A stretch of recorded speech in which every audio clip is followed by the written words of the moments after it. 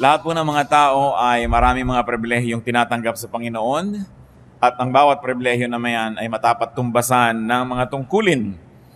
It is the balance in life that makes it beautiful. Sa pag-aaral po natin ngayon ng mensahe, pinamagatan natin 10 duties to life, among many others. Hindi lang naman 10 yan pero maganda na maunawa ang 10 ito. Ama namin sa langit, sapagkat kayo'y aming Diyos, sapagkat kayo'y aming tagapagtanggol, kayo aming pinupuri, dinadakila, pinasasalamatan, sinasamba. Napakasarap sumamba sa inyo, Panginoon. Napakasarap tumanggap ng pagpapalakas mula sa inyo. Pagpapalakas ng katawan, ng isip, ng aming loob, ng aming dibdib, ng aming espiritu. Punuin mo kami ng iyong kapangyarihan, Panginoon. Bigyan mo kami ng kaalaman na maunawaan kayo. At nawa, ang pagbubulay-bulay namin ng iyong mga salita, maging kapakinabangan sa amin at ikaluwalhati ng iyong pangalan sa aming buhay. Kayo, Ama, ang maging tagapagsalita. Gamitin yung lingkod nyo na tungtungan ng inyong paa, daluyan ng inyong mga pagpapala. Subalit nais namin kayo ang pakinggan. Speak to your people, O God. Walk in our midst. Be the speaker. Be the messenger.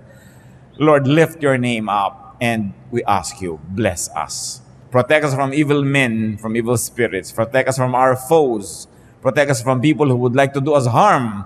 And protect our loved ones from all evil. Protect us, Father. Let your truth reign in our hearts. Heal our infirmities. Strengthen our weaknesses. Paliwanagin niyo po, Panginoon, aming makadiliman. Pagalingin na aming makaramdaman. Ito ang aming dalangin. May pasalamat sa ngalan ng Panginoong Jesus. Amen. Ang mensahe pong ito, ang totoo ay kakambal ng ating mensaheng naibigay na noon na 10 privileges of life. At ano po ba yung mga pribilehiyo na yan na ating sinariwa noong nakaraan? Some basic privileges of life include breath, sight, touch, taste, smell. Kung tutuusin yung mga basic senses. Privilege also includes movement, especially the imagination that moves not only the body but also the spirits. Humor is privilege, love is privilege, rest, and very especially prayer. Bakit po natin binanggit yung 10 pribilehiyo na yan? Dahil lahat ng tao, irrespective of gender, race, or economic station in life, can have them. May mga ilan-ilan na may kulang-kulang, kung minsan hindi ka nakakaamoy, hindi ka nakakakita, pero hindi naman pwedeng wala lahat yung 10 na yun sa isang tao.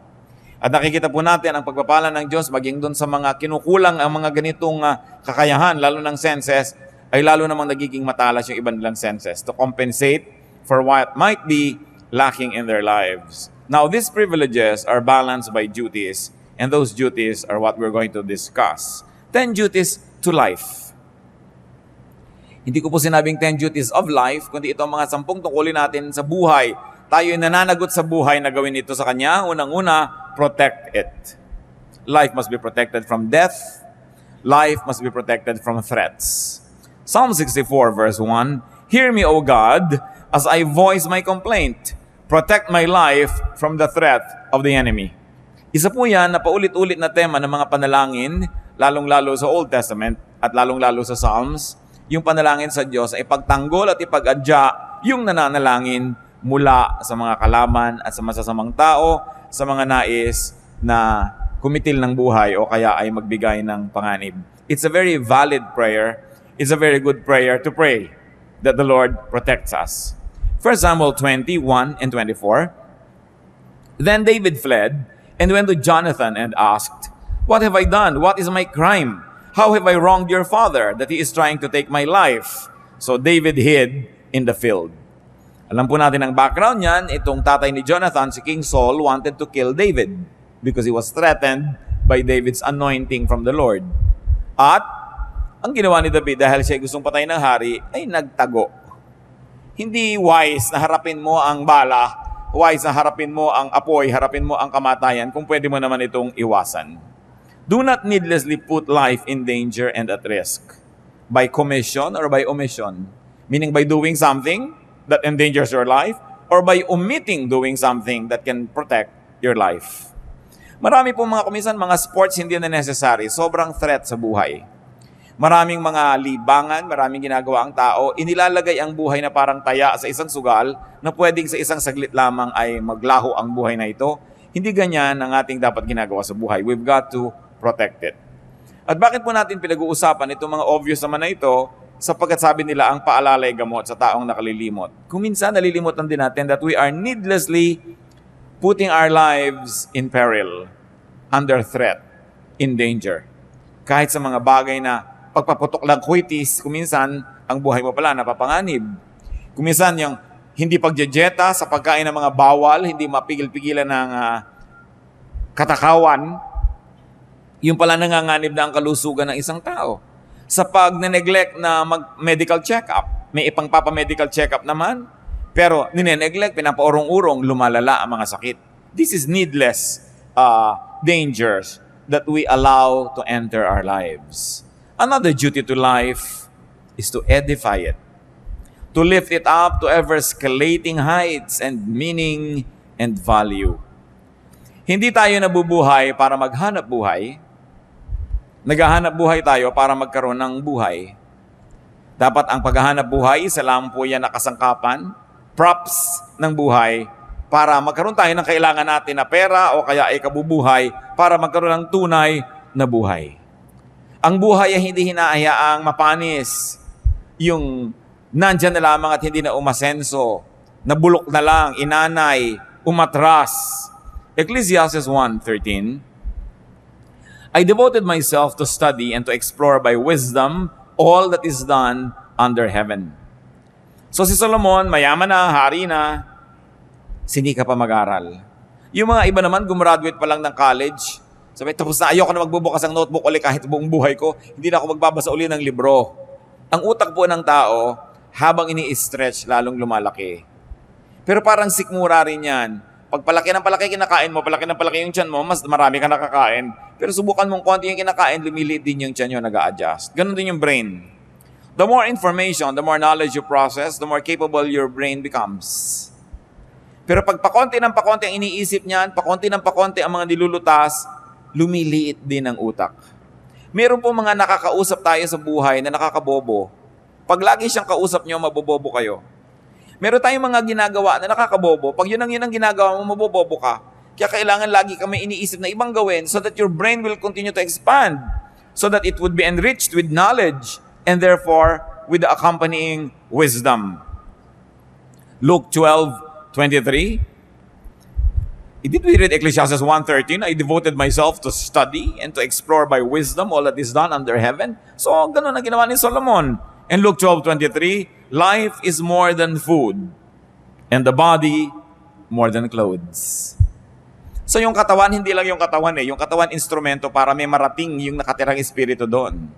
Pag katawan mo lang ang mahalaga sa buhay, you don't get it.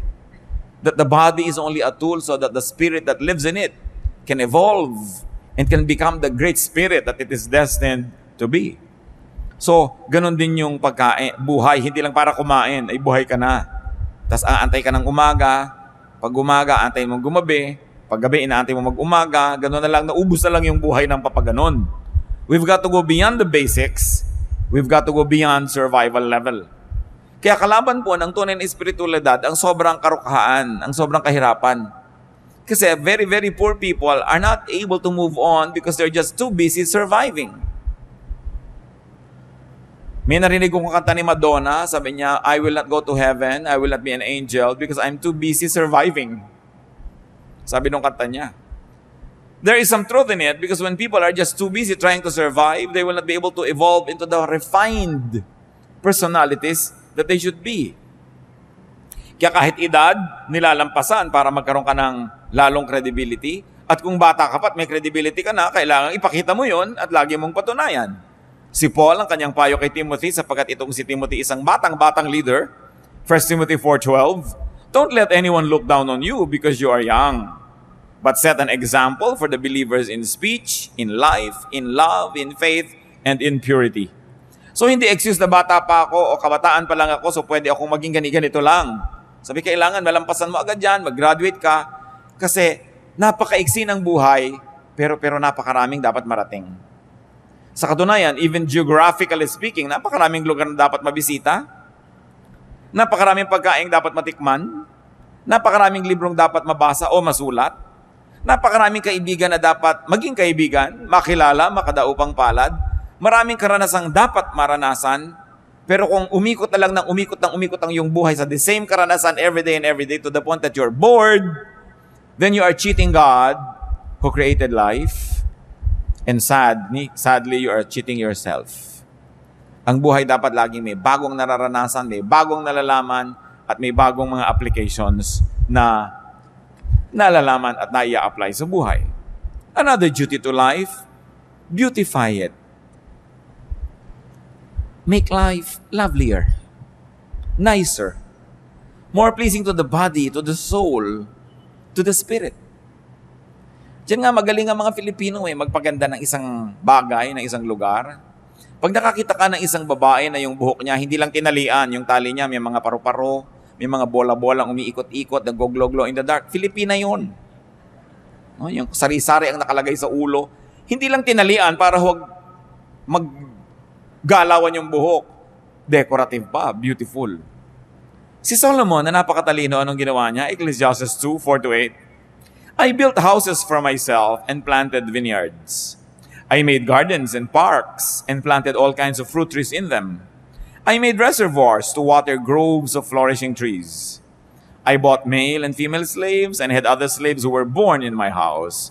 I also owned more herds and flocks than anyone in Jerusalem before me. I amassed silver and gold for myself and the treasure of kings and provinces. I acquired men and women singers and a harem as well, the delights of the heart of man. So niya, name it, I had it. Ginawa ko. At hindi maliit na bagay na siya tinawag na matalino. Ang lahat dapat makita ng mata, tiningnan niya. Ang lahat dapat matikman ng labi, natikman niya. Ang lahat dapat mahigaan ng likod, hinigaan niya. At hindi lang ba siya nabubuhay, meron pa siya mga singers. Ngayon, madali yan maglagay ka lang ng iPad, magpatugtog ka ng cassette dyan o video, may tugtog ka na. Pero noong araw, kailangan pa ng mga live orchestra, nilalagyan. Bakit po nilalagyan ng musika ang buhay? Kasi nagpapaganda yan. Bakit nilalagyan ng kulay ang buhay? Kasi nagpapaganda yan. That's why the eye is able to see many shades of colors. That's why we can appreciate various shades of temperature. Lamig o init. Merong gusto mo kinakain mo na maligamgam, pero merong gusto mo talagang nagbabaga sa init, merong gusto mong nagyayelo sa lamig, and all of that are experiences that human beings were designed by God to explore and to enjoy. So beautify your life. Yung bahay nyo, maliit man, pagandahin. Ang gulo-gulo, ang dami-daming kalat, ang lihim lang yan, marami ka lang kahon. Paglalagay mo lahat sa kahon. Diba? Hindi nakasaburay-ray dyan sa bahay mo lahat ang bagay-bagay. No? Hindi yung ang gulo-gulo. Hindi kailangan ka maging mayaman para maging maganda ang kapaligiran. Nakikita natin kung minsan kahit mga dukha ng mga tahanan, mga lata-lata, nilalagyan ng konting bulaklak, namumulaklak, gumaganda. Beautify your life. Decorate your life. And you know, one of the best decorations of a house are the good friends that visit it. Yung maganda yung nadadalaw ka, dumadalaw ka. Beauty means balance, symmetry, harmony. Mamamahay na rin lang kayo, linisan na, gandahan na. Magbibihis na rin lang kayo, gandahan nyo na. Kahit naman anong pagsabasamahin yung kulay, pwede. Pero ba't hindi nyo lagyan ng harmony? Pwede namang iplano yan kahit kukunti ang damit ng tao. Tingnan nyo yung kulay na bagay sa inyo at yun ay pagsusuot ninyo. Hindi yung kuminsan na pagkakamalaki naglalakad na kortina. O sa lalaki ng checkered, akala ng mga tao, bintana kayo. Sa kailangan, tinitingnan mo, maganda ba to sa akin? Bagay ba to sa akin? Kailangan ay pinapaganda. Hindi lang kasi yun for you to feel good You also minister to others kasi nagagandahan sila sa nakikita nila. It is our ministry to beautify the environment and we are parts of that environment. Lalaki, babae, walang gender issue yung kagandahan. Kaya nga napakaganda po ng wikang Tagalog. Kasi sa atin yung ganda, pang lalaki at saka pang babae din yan. Sabi natin, magandang lalaki. Di ba? Ganun din tawag natin. Hindi natin hinahati sa gender yung beauty. Because sabi nga ni Mrs. Marcos, a man who does not love beauty is only half a man. Dahil siyempre, kailangan nag-appreciate ka niyan. Another duty to life is to love it. Are you in love with life? Nagigising ba kayo sa umaga sa sabi nyo, I love my life? Mahihiga ba kayong I love this bed? Kakain ba kayo I love this plate? O eto na naman, dito na naman ako kakain sa gasgas na plastic na ito. Eh, ba't hindi kayo magpunta ng magandang-gandang plato? O ang dami yung magagandang plato, inaanay doon sa estante, tinitira ng mga bubuyog at gagamba. No? Kailangan gamitin niyo yung mga magagandang bagay na yan. You should love life. Huwag yung gutay-gutay na ang inyong mga tuwalya, tapos ang gaganda nakatago. Ano nyo yun, di ba? Kailangan gamitin yun. Meron naman kahit tayo hindi mayaman, meron tayo niya magagandang tuwalya, mga pang-derby na mga bedsheet. Gamitin ninyo yan. Kasi pag pinagagamit nyo yan, nakita ng Lord na magagasgas na, makukulangan na, papalitan niya. Kaya kung minsan hindi pinapalitan, hindi naman ginagamit nakareserba. May reserba ka pa, gamitin mo. Subukan mo ang Diyos. Kasi alam nyo kung bakit. Ang Diyos mahilig sa maganda. God is God of beauty. Titingnan mo ang nililikha niya, mga bato, ang mga dahon, ang mga halaman, pati mga hayop. Ang gaganda. Kaya napakalaki kasalanan na pangit. No? Ngayon, yung pangit, hindi ibig sabihin natin ganito ilong mo, ganyan ang buhok mo, pangit ka. No, there's no such thing. Because all human beings were made by God. So, ano man buhok mo, tuwid o kinky, lumalakad man yung suklay pag inilagay mo, o ayaw lumakad. Pag may pumasok na insekto sa loob, di makawala. Maganda ka pa rin dahil Diyos pa rin ang gumawa ng kulot na buhok. Ang point lang, maganda ba yung gupit mo? Bagay ba naman yung ginagawa mong ayos sa iyong sarili? Hindi pinag-uusapan yung height. Anong ginagawa mo sa katawan mo? Pinapabango mo ba yan? Pinapakinis mo? Love life. Kaya alam niyo po, kitang-kita niyo pag ang isang may bahay ay ganado. Pati ang niluluto niya, iba. May mga konti pang dekorasyon. Hindi ba sa inihagis na yung 3 tuyo doon sa, para naka-cross-cross na tuyo doon sa ibabaw ng mesa, wala ba ka-arte-arte? Pero pagka ganado ang tao sa buhay, pati kamatis, sinihiwa niya na maganda, naka-arting ganon. Nakakita niyo naman nakakain kayo kumisa nung tinanggal niya yung takip, nakakaantok ang itsura ng ulam. Ano ulam ito? Wala namang ka-arte-arte sa buhay. So, love it. Romance life. Romance life. Napakahalaga na ang buhay natin pinapaganda. Do not hate life. Do not dislike and demean life. Do not be rude to life. Alam niyo po ba na yung buhay ay may buhay? Kaya nga buhay siya eh. So kung tayo ay magaspang sa kanya, rude tayo, dinaramdam niya yon. Kung yung buhay ay ating pinababayaan, hindi pinapansin, dinaramdam niya yon. Kung hindi natin inaalagaan at pinapaganda, pinagdaramdam ng buhay. At kung yung buhay mo ang nagdaramdam, ano mangyayari sa buhay mo? Kaya kailangan we romance life. Ecclesiastes 6:3. A man may have 100 children and live many years, yet no matter how long he lives, if he cannot enjoy his prosperity and does not receive proper burial, I say that a stillborn child is better off than he. So nakita niyo po ang mga particulars itong si Solomon hanggang libing. Sabi, kailangan maganda ang libing. Yan ang last statement ng buhay mo. No? Kailangan pinaplano mo rin yan. Dahil gusto mong igalang, maging yung katawan mo na iniwan sa bandong ibabaw. No? Kailangan na inaayos ang buhay, binibigyan mo ng dignity. Kung paano ka uupo, paano mo ginugupit ang iyong buhok, paano mo inilalagay ang bag mo. May mga bag na parang nagtutong na sa lahat ng dumig, kung saan na lang inilalapag, walang galang sa bag. No? May mga gamit na gas kasi hindi ginagalang, hindi nililinis. When you love life, life will love you back. May buhay ang lahat ng bagay. At kahit masabi mo mga bato, mga bakal-bakal na walang sariling buhay, Diyos ang may bigay noon at Diyos ay nagdaramdam. Kung mga binibigyan niya, pinapabayaan lang. Kayo ba? Kung may ibinibigay ka sa mahal niyo sa buhay, tapos hindi inaalagaan, hinahagis-hagis lang dyan, di ba naghihinanakit kayo? Eh ang Diyos na nagbibigay sa atin ng lahat ng tinatangkilik natin. Meron kayo isang leather bag, nakikinis-kinis nyo ba? Napupunas-punasan nyo man lang ba yun? Di ba? Yung bahay ba naman natin, inaayos-ayos natin. Napakahalaga. Psalm 90 verse 12.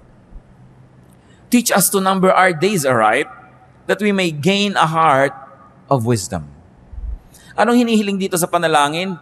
Turuan niyo po ako, Panginoon, na bigyan ng katuturan ang bawat araw ng buhay ko. Love life by not wasting time. Love life by getting the most out of time. At dyan po tayo lahat pantay-pantay, mga kapatid. Lahat ng tao, tig to 24 hours a day lamang. Tig 7 days a week.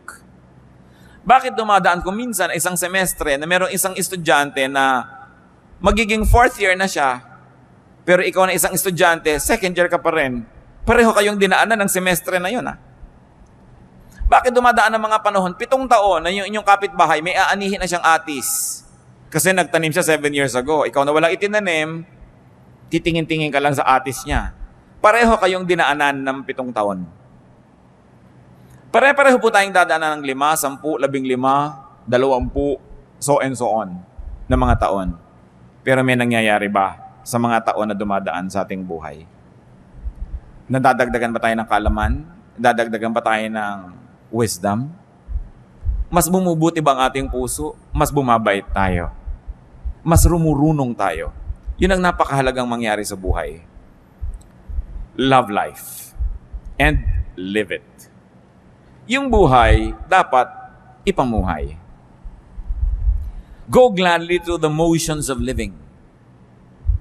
Ano ba yung mga motions of living?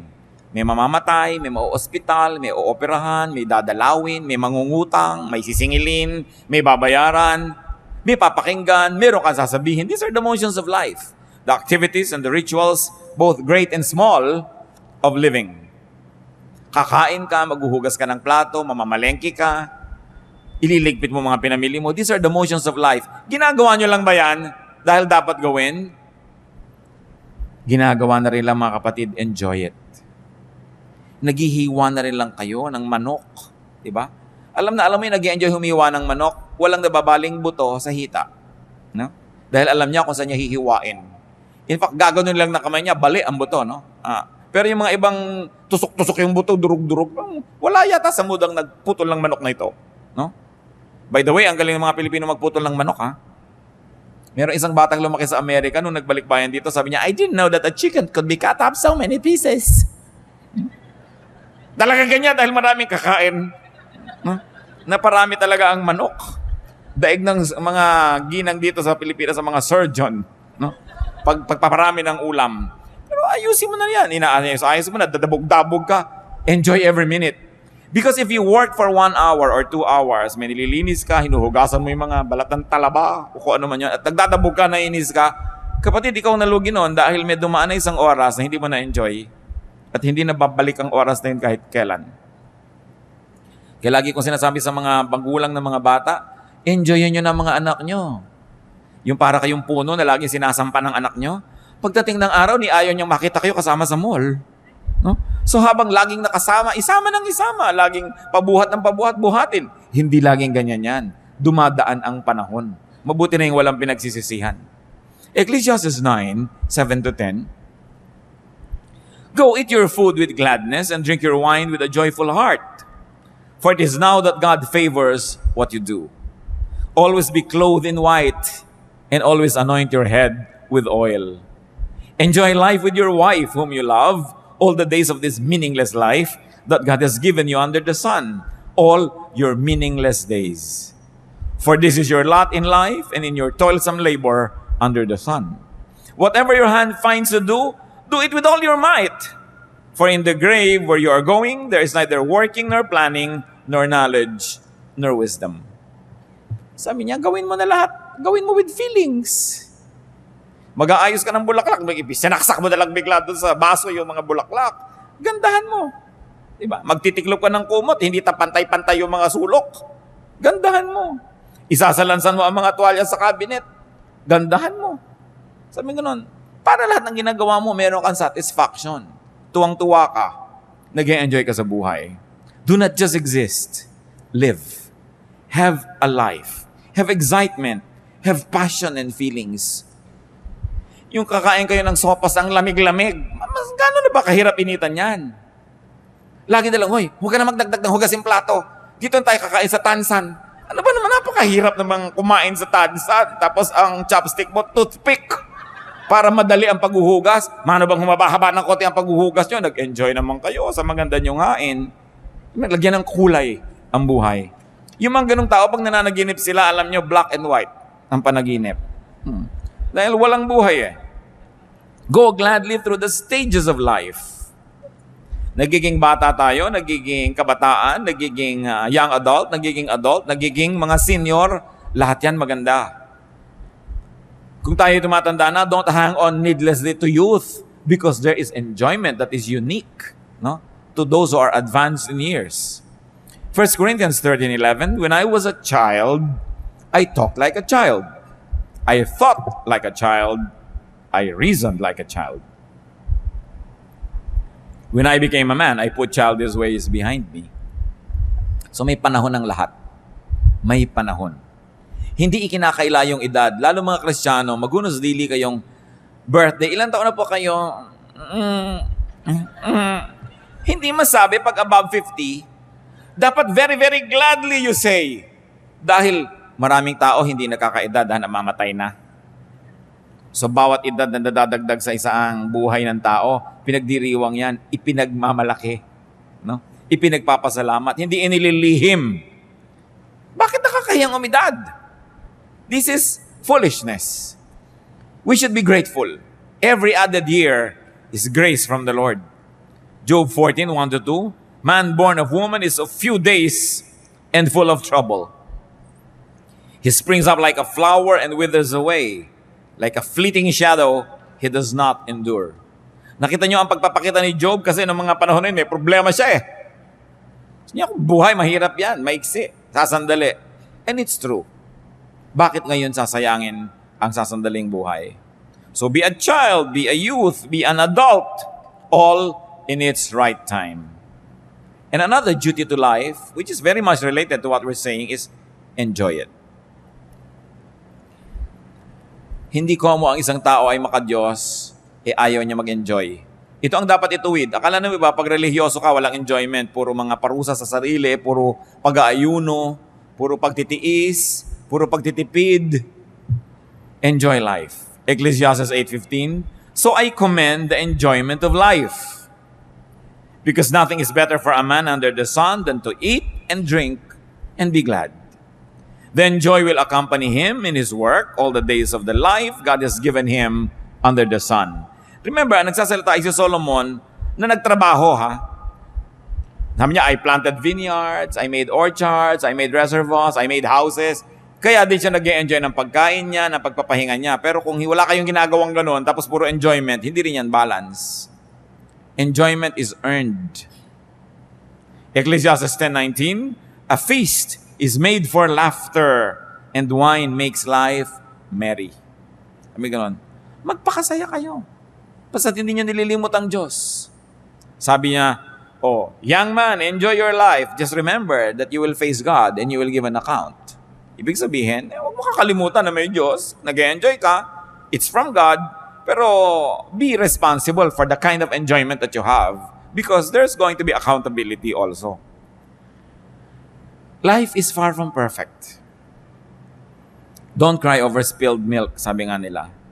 Marami na siguro kayong gatas na naligwak, juice na natapon. Baka naman hanggang ngayon, ipiniiyak nyo pa. Tama na. Merong nasayang, pinanghinayangan nyo sandali. Tapos tama na, get on with life. Tama na mga sisihan. Tama na ang panghihinayang. Yung mga if only, if only, if only. Tanggalin nyo na sa inyong lengguwahe mga kapatid yung if only. Kung natapos ko ang aking pag-aaral. Yung mga ganyan, if only pinag-aral ako. Hindi ka nga pinag-aral eh. Anong gagawin mo? Magngungungoy-ngoy ka buong buhay. Kung gusto mo, mag-aral ka ngayon. Ngayon, kung hindi, gumawa ka ng ibang magagawa. Huwag ka laging sisihin yung magulang mo. If only mayaman kami. If only 5'10" ang height ko. If only maputi ako. If only ganyan. Walang mangyayari. Palitan natin yung if only ng napakaganda lalong 2 words, next time. Sabi niyo, next time. Kung ikaw ba naman ginawa mo, next time. Dapat ganitong ginawa mo. Tapos mo, next time, we'll do it. Maganda yan. Dahil meron namang next time eh. Do not wallow in misery. Do not be possessed by regrets. Tama na ang panghihinayang at lalong-lalo na tama na ang pagsisisi, pagsisisihan, paninisi sa kapwa at sa sarili. Do not be possessed by sadness. Do not be possessed by mourning and fear. Because all of this will rob you of your happiness. Kailangan yan, sisatatin natin. Lahat ng mga nasayang na noon, nasayang na, pero habang lagi niyong iniisip, patuloy pa rin nagiging sayang. So dapat ibahin ang attitude. Be free, be reachable, be available. Because the enjoyment of life is usually amplified when it is shared with others. Kaya dapat reachable ka rin. You allow people to reach you and you reach out to people and you're also available. Time is one of the greatest gifts we can give to people and to ourselves. Napaka-importante. Tigilan nyo ng mga kapatid yung may patay, tinatamad kayong pumunta. Pagkatapos ting makikita nyo yung namatayan, 5 taon ang napakanda ulit-ulit, pinapaliwanag nyo pa ba't di kayo nakapunta sa lamay. Diba? Yung may kasal, tinatamad kayong pumunta na lang kayo kaysa yung kutakot-takot na excuse ang ibibigay mo, ipinaghinanakit pa nung tao, nung yumaman, di ka nabalatuhan kasi wala ka nung kasalan. No? So, yung mga katamaran ko minsan, naranasan nyo na ba yan na gusto nyong pumunta pero tinatamad kayo? Pero nung nagpunta na kayo, nung pauwi na kayo, you were glad you did it. Because you know you did the right thing. Nakiramay kayo, dumalaw kayo sa may sakit, nakipaglamay kayo sa may patay, nakipaglibing kayo, sumama kayo sa party. Sino nga ba na interesado sa mga debu-debu na yan, nakakaantok na yung 18 roses at 18 candles, gusto mo nang sabay-sabay nyo nang ibigay yan ang matapos. Dahil yun lang naman debut at yung nanay niya nag-e-enjoy, lahat ay bagot na bagot. No? Pero umaten na rin kayo kung wala rin lang kayong gagawin sa bahay at nagmumukmuk lang kayo doon. Napakaraming kalungkutan nangyayari dahil ang dami nating free time. So punuin nyo ang buhay nyo ng mga activities. Pagtatanim din yan, yung gumagawa ka ng mabuti, umaattend ka ng mga ganon, pagtatanim yan ng mabuti. Hindi ka man umani, nakapagpasaya ka ng kapwa, natuwa din ang Diyos sa'yo. So, huwag na kayong iwas ng iwas sa mga lakaran. Pag kami mga namamatay na kamag-anak, lalo ang mga magkakapatid, may mga edad at kani-kanyang pamilya, hili-hilian kung sinong pupunta. O ikaw ang pumunta, namatay na si Auntie Kikay. Ikaw na, ako na nagpunta kay Chu Apeng. No, nagtituro-turuan pa. Ba't di nila kayo magpunta lahat? Kasi asaya din namang reunion niyang lamay eh. No? Pag nandun ka na rin naman, mag-e-enjoy ka na rin. Pero paano ka mag-e-enjoy kung kagalit mo yung hipag mo, kagalit mo yung pinsan mo, kagalit mo yung kaeskwela mo nung grade 6 dahil siya ang naging most cheerful. Naagaw sa'yo ang medalyang lata. So yung mga dapat baggage na yun, ng mga tapusin na yan. Get on with life and enjoy what else remains of it. Another duty to life, multiply it. Paramihin. Physically, life must be multiplied. Utos yan ng Diyos. Genesis 8:17, bring out every kind of living creature that is with you, the birds, the animals, and all the creatures that move along the ground, so they can multiply on the earth and be fruitful and increase upon it. Genesis 9:7, sabi kay Noah, as for you, be fruitful and increase in number, multiply on the earth and increase upon it. So you multiply physically, but very importantly, we multiply essentially. We multiply, magnify the essence of life, the spirit of life. And you multiply life in terms of fruits and production, in terms of works and meaning. Dapat lalong nagkakaroon tayo ng halaga, marami tayong nagagawa, marami tayong napoproduce. Kumisan ay kinakalungkot ko po sa mga Philippine products. 20-30 taon na ang lumipas, itong kaong na ito para ko mabuksan, kailangan ko pang initan sa kalan yung takip niya, makipagtunggali ako sa takip, gumamit ng liyabe, gumamit ng kung ano, para ko makuha yung laman na kaong na lasang preservative. Ang kaong, ang makapuno, ang natadiko ko pare-pareho ng lasa. Walang product development. Napapansin nyo ba yun? Pag pumunta kayo sa Pangasinan, yung bibili nyo yung tupig, o yung bibili nyo diyan, nakabalot pa rin sa dyaryo hanggang ngayon. No? So, hindi na ba mai-improve ang packaging yan para maging world-leading o world-class man lang? Bakit walang development na ating mga produkto? Papangit pa nga yung iba, yung dating bukayo na nyog ang nakakain mo ngayon, kusot na yata yung laman. Umaatras pa. Pero alam nyo, sa tao nangyayari rin yan. Ano ba naman itong taong to? Nung huli ko itong makita, wala itong topic kundi yung asawa niya. 3 years later, asawa pa rin niya ang topic. Wala nang iba. Yung ang repertoire mo, napaka-limited. May mga tao po ganyan, ang 3 lang alam na topic. Ang kanyang asawa, ang kanyang apo, at ang kanyang mataas na blood sugar. Napakalaking pagdurusang makatabi mo ang tao ito kahit saang lupalop ng mundo kasi yun ang topic nyo. Wala nang iba.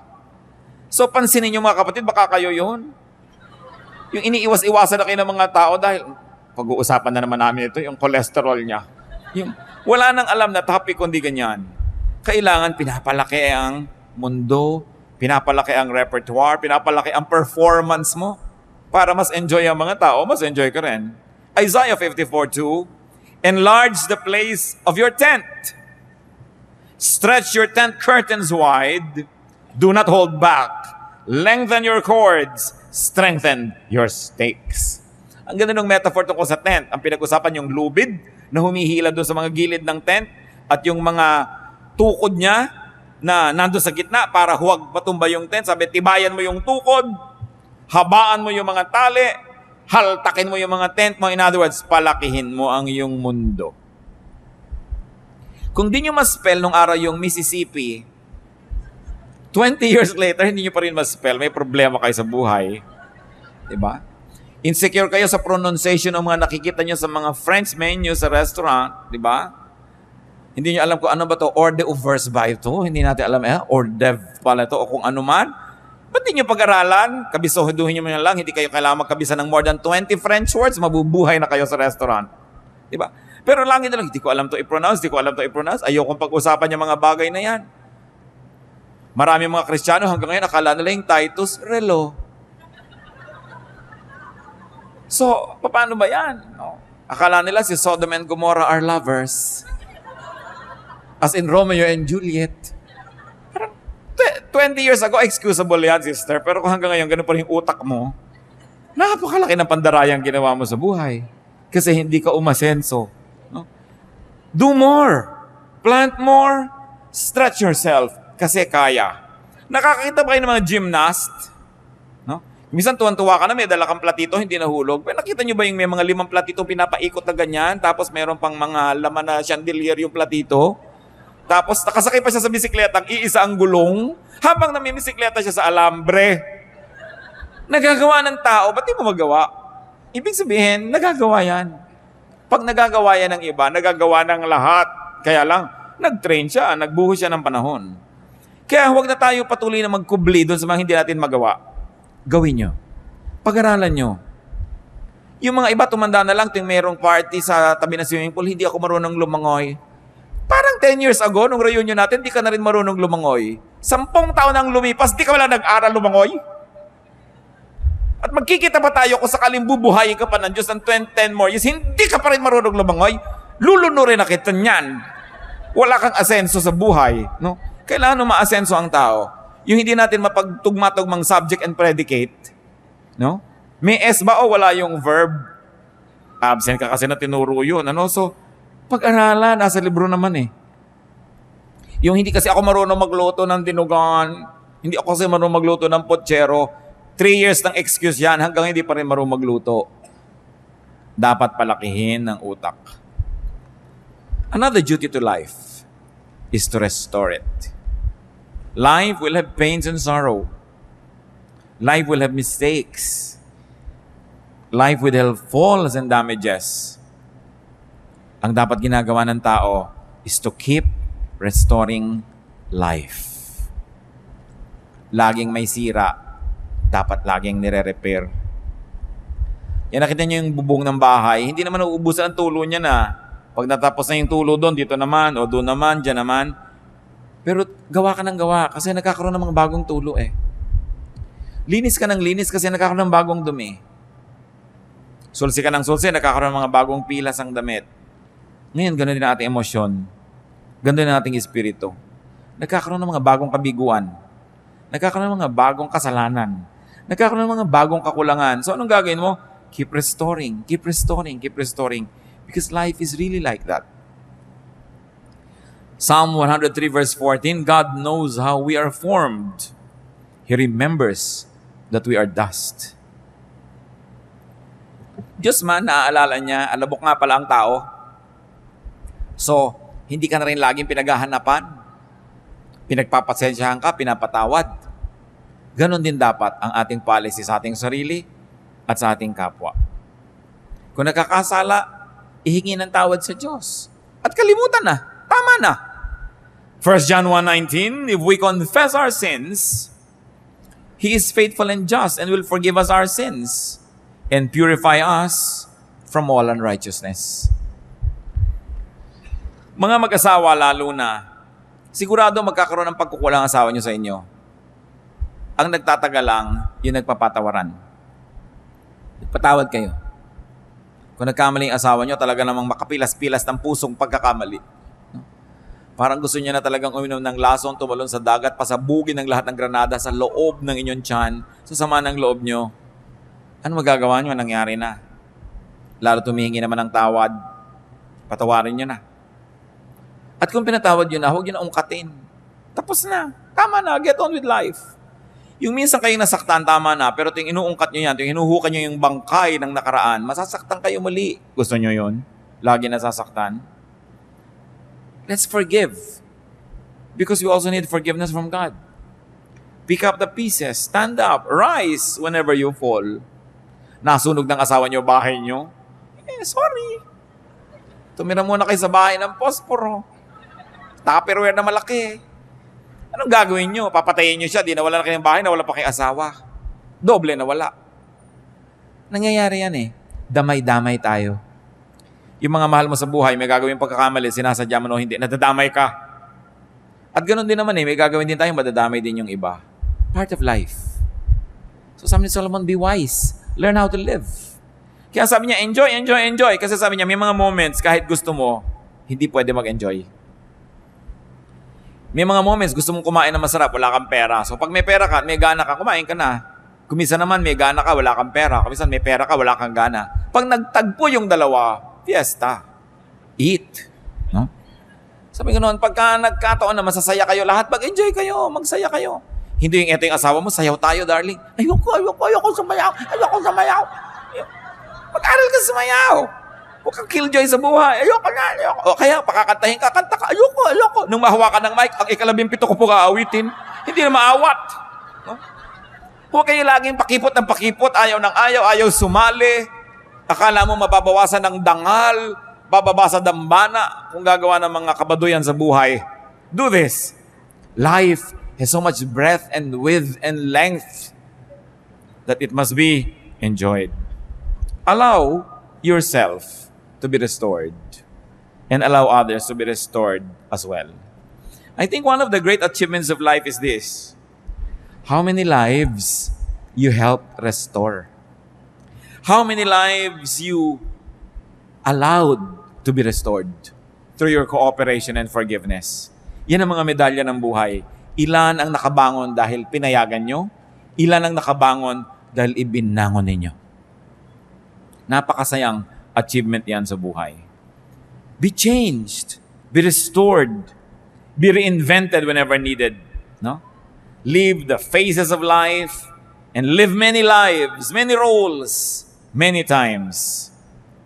Kung meron po tayong mga ugali na nagpapabawa sa atin para ma-appreciate yung life, sabi sa Romans 12:2, be transformed by the renewing of your mind. Kumisa kasi biktima tayo ng maling pagpapalaki. Pero pag na-realize na natin na mali yun, di talikuran natin yung mali na yun, itama natin ating buhay. Lalong-lalo kung may ugali kayong mahirap kayong makasama, may ministration kasi tayo sa kapwa eh.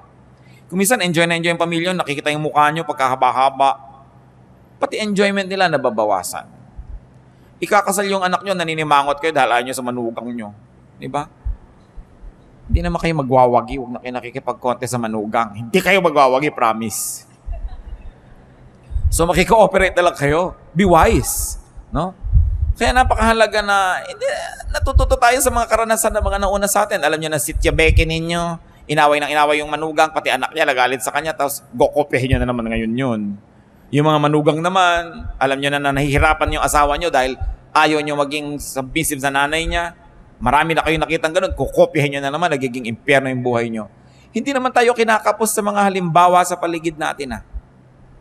Bakit kinokopya pa natin yun?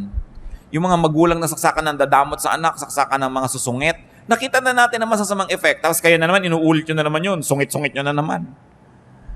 We should learn from many lives that are lived around us so we can save on the tears and the agony. Be transformed by the renewing of your mind. Mga kapatid, kung honest po tayo mismo ang nakakaalam ng mga pangit nating ugali.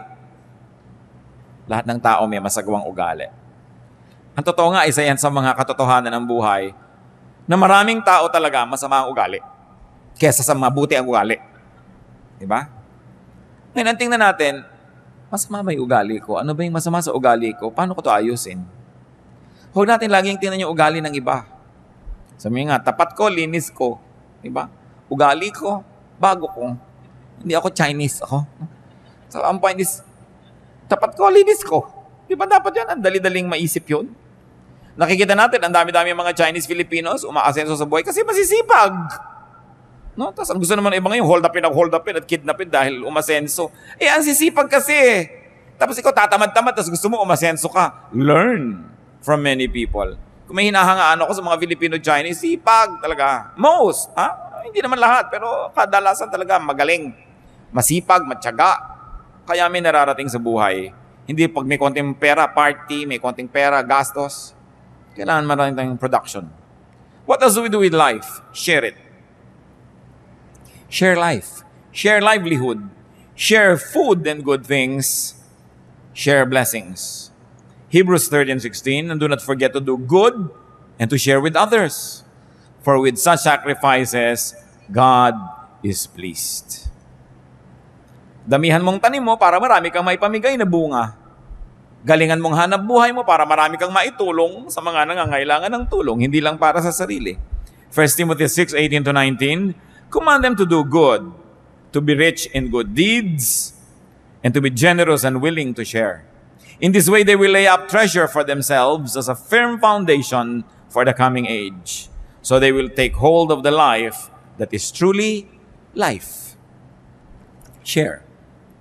At ika-10, gawin kaya natin 20. Pero 10 na lang muna. What do you do with life? Sanctify it. Make it holy. Dedicate it to God. Dedicate your life to a high calling, to a noble purpose. Hindi lang basta mabuhay at mamatay at mailibing, magkaroon ng katuturan sa kaharian ng Diyos. Magkaroon ng halaga sa tingin ng Diyos at ng kapwa. 2 Timothy 2:21, if a man cleanses himself from ignoble use, he will be an instrument for noble purposes, made holy, useful to the master, and prepared to do any good work.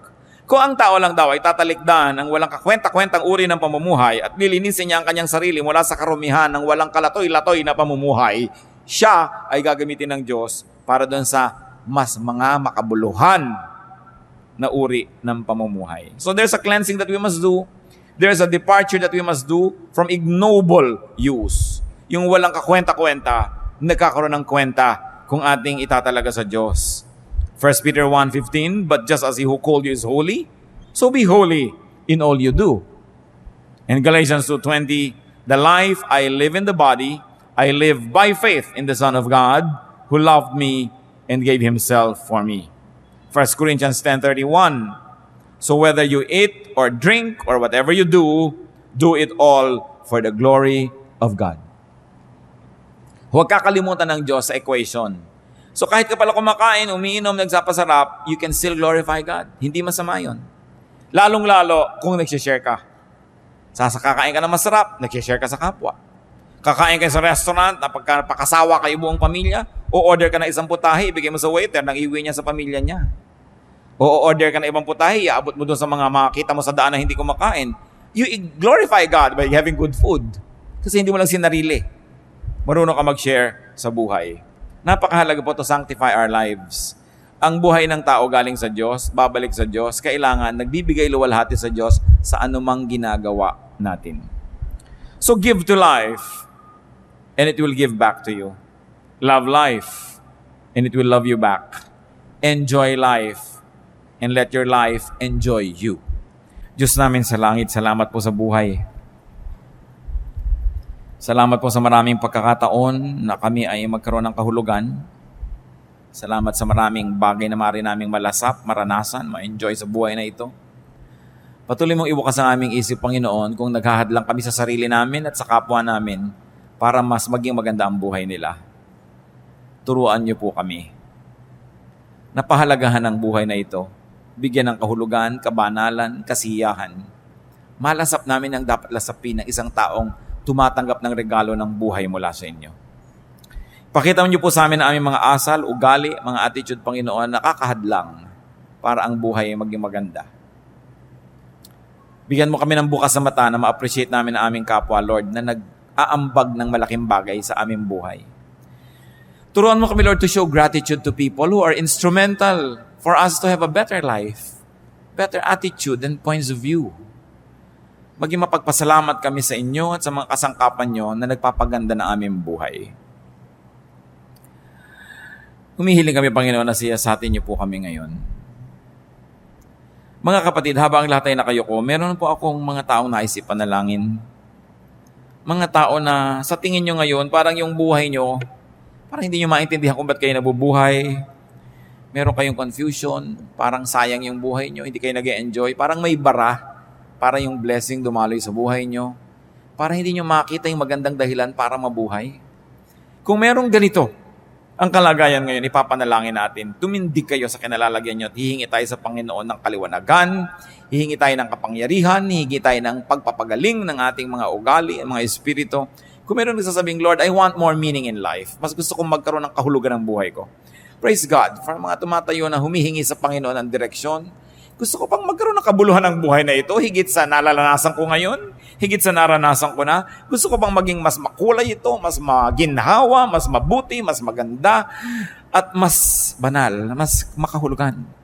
Kung meron po sa atin na meron kayong unhappiness about your life, and you don't want to be unhappy all your life, you don't want to be in this situation for long, this is the time to ask God. Hindi aksidenteng pinag-uusapan ang mga bagay na ito. You know, our God sets us free. Our God heals us. Sabi ng Panginoon sa John 10:10, I came that they might have life and have it to the full.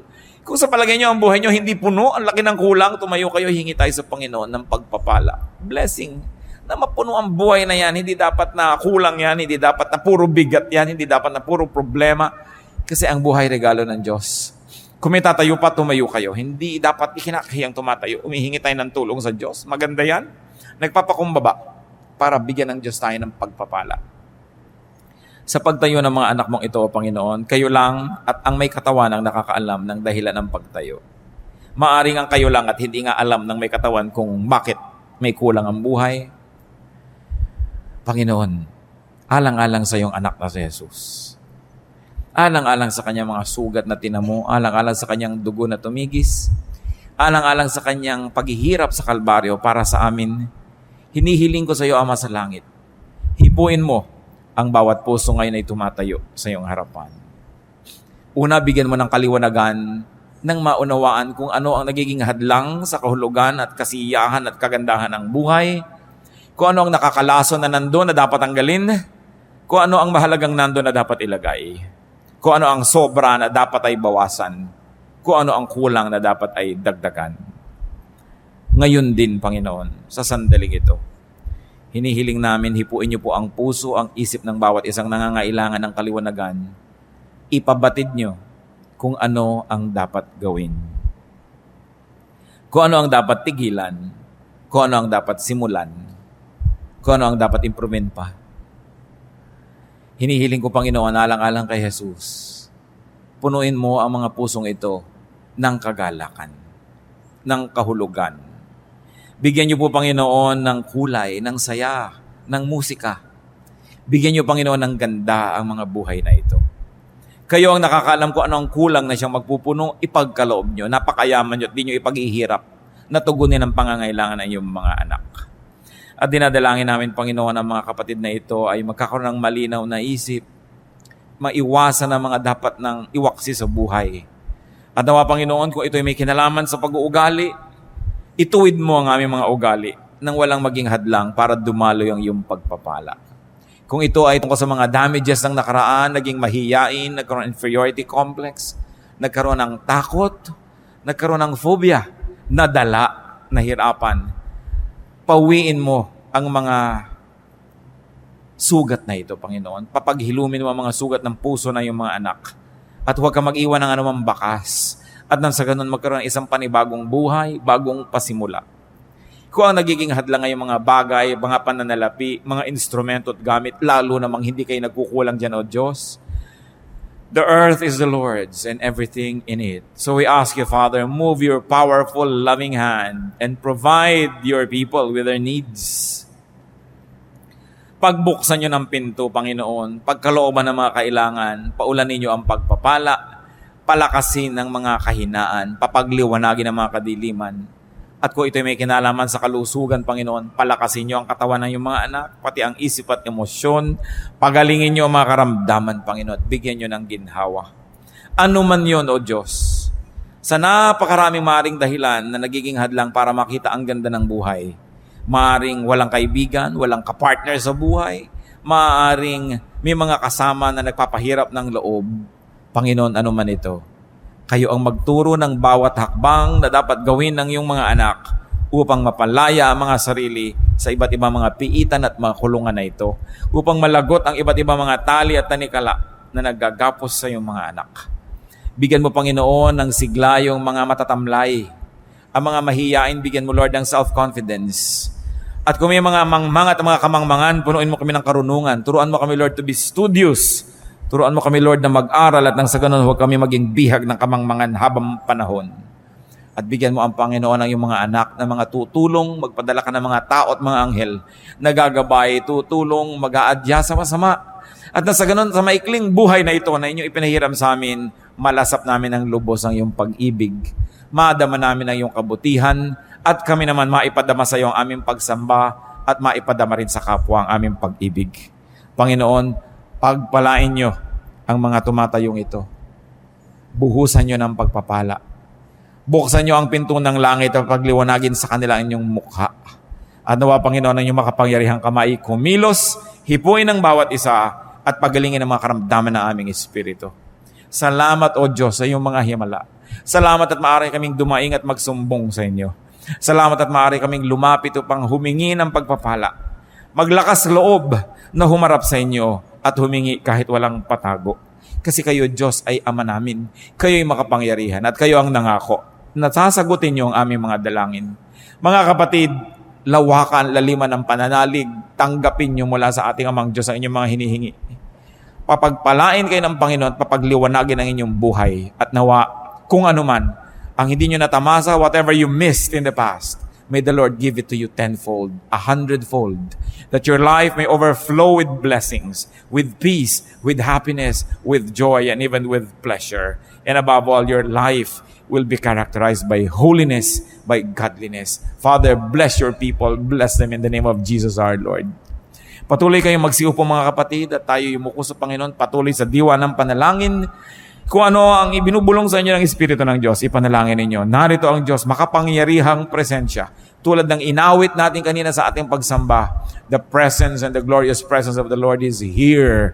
And people will go home blessed. People will go home filled to overflowing by the graces of God. Spend some moments with the Lord. Listen to the Spirit of God. And speak to our God as the Spirit moves you.